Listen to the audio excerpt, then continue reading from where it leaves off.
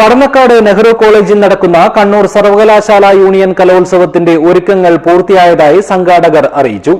Stage മത്സരങ്ങൾ വെള്ളിയാഴ്ച ഉച്ചയ്ക്ക് 2-ന് മന്ത്രി ഒ.ആർ. കേളു ഉദ്ഘാടനം ചെയ്യും.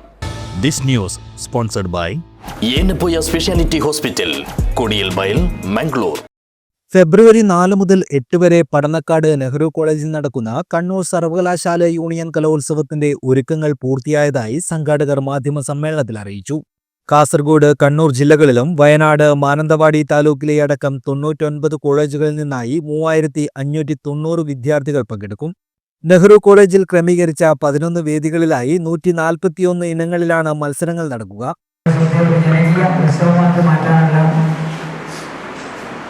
തയ്യാറെടുപ്പിലാണ് സംഘാടക സമിതിയും നെഹ്റു കോളേജും വ്യാഖ്യാനിച്ചിരിക്കുന്നത്.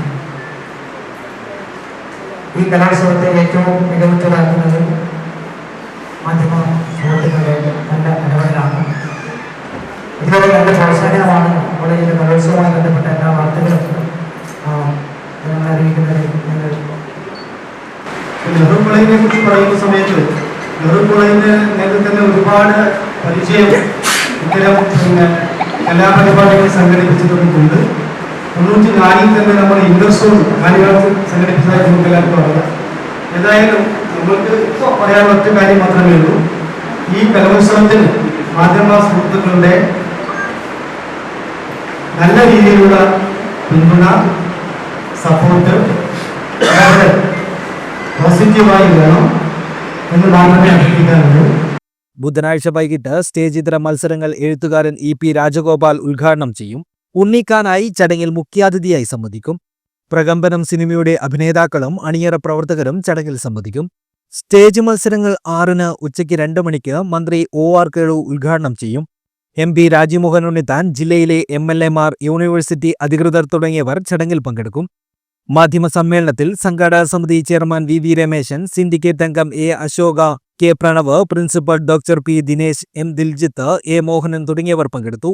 ചൊവ്വാഴ്ച വൈകിട്ട് കലോത്സവത്തിന്റെ വരവറിയിച്ച് കാഞ്ഞങ്ങാട് നടന്ന വിളംബര ഘോഷയാത്രയിൽ അധ്യാപകരും വിദ്യാർത്ഥികളും രക്ഷിതാക്കളും നാട്ടുകാരും ഉൾപ്പെടെയുള്ളവർ സംബന്ധിച്ചു.